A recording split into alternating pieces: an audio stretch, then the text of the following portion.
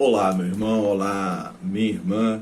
Como é bom amanhecermos em mais um dia que o Senhor nos concede, com o privilégio, com a possibilidade de escolhermos nos alimentar da palavra de Deus. Por isso, o meu convite para você nesta manhã é: vamos ler a Bíblia, esse manancial de esperança que está à disposição de todos nós. Nós estamos caminhando no estudo dos reis do reino de Judá. E já vimos ontem a história de Acasias, um rei que fez o que não agradava ao Senhor, como tantos reis, que mesmo vivenciando e caminhando, com Deus, vendo o agir de Deus no seu povo, na sua história, se recusam a obedecer ao Senhor, acabam se influenciando pelas circunstâncias, pelo que acontece ao seu redor.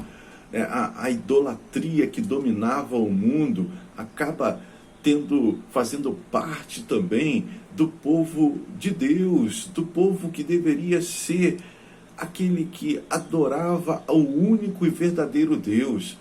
Como isso é triste, como isso traz prejuízo à vida do povo de Deus. A gente vê, em cada página, em cada relato, as tragédias, as consequências danosas que a idolatria, que a desobediência traz na vida do ser humano.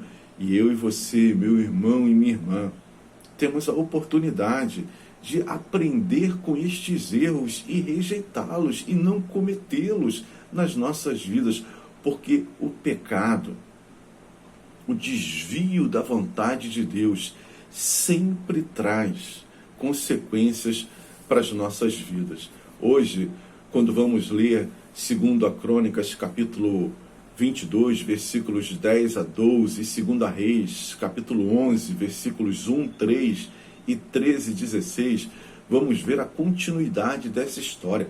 Acasias morre e Atalia, sua mãe, mata todos os seus netos, toda a descendência de Acasias. Vejam o que nos diz lá o texto de 2 Reis, capítulo 11, versículos de 1 a 3. Assim que Atalia, mãe do rei Acasias, soube da morte do filho, deu ordem para que todas as pessoas da família real, os seus netos, fossem mortas. Somente Joás, filho de Acasias, escapou. Ele ia ser morto junto com os outros, mas foi salvo pela sua tia Joseceba, que era filha do rei Jeorão e meia-irmã de Acasias. Ela levou Joás e a sua babá para um quarto no templo e o escondeu de Atalia. Assim, ele não foi morto. Durante 6 anos, Joseceba cuidou do menino e o conservou escondido no templo, enquanto Atalia era rainha. A gente vai ver que Atalia vai reinar durante 7 anos em Judá, em Jerusalém. Parece que Deus está ausente da história. Quando a gente vê tragédias como esta, acontecendo, ali todos, a família real sendo morta por esta mulher cruel. Mas, meu irmão e minha irmã, Deus não está ausente da história. Nós vamos ver que esta mesma mulher que comete esta ação tão cruel vai sofrer as consequências. No relato de hoje nós vamos ver que ela vai ter a paga do mal que fez. Quem planta mal não pode querer colher bem. Quando nós plantamos coisas ruins, quando nós plantamos desobediência, quando nós plantamos pecado, vamos colher o que estamos plantando. É a ação natural das coisas. E mais uma vez, nós vamos ver que Deus está no controle da história, meu irmão e minha irmã.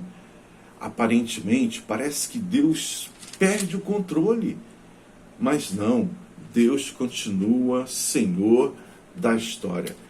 Nós vivemos momentos em que às vezes olhamos e parece que Deus se ausentou do mundo, Deus deixou o mundo à sua própria sorte, mas não, Deus continua no controle, mesmo quando, e isso acontece em muitos momentos, como neste momento mesmo, quando nós estamos aí vivendo, né, uma situação tão difícil na história da humanidade, pandemia, são desastres, são perigos de guerra, Deus continua no controle. Deus não perdeu o controle.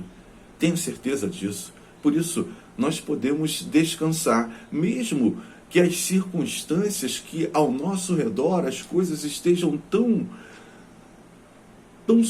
aparentemente sem controle, tão cheio de aflições, tão cheio de dificuldades, mas Deus continua no controle, assim como a história tem nos mostrado. A história que estamos estudando, a minha história e a sua história tem também decorrido com o controle do Senhor. Que Deus nos abençoe, que Deus abençoe você, que eu e você possamos ser canais de bênção neste dia, em tudo o que fizermos, em tudo o que pensarmos. Um abraço.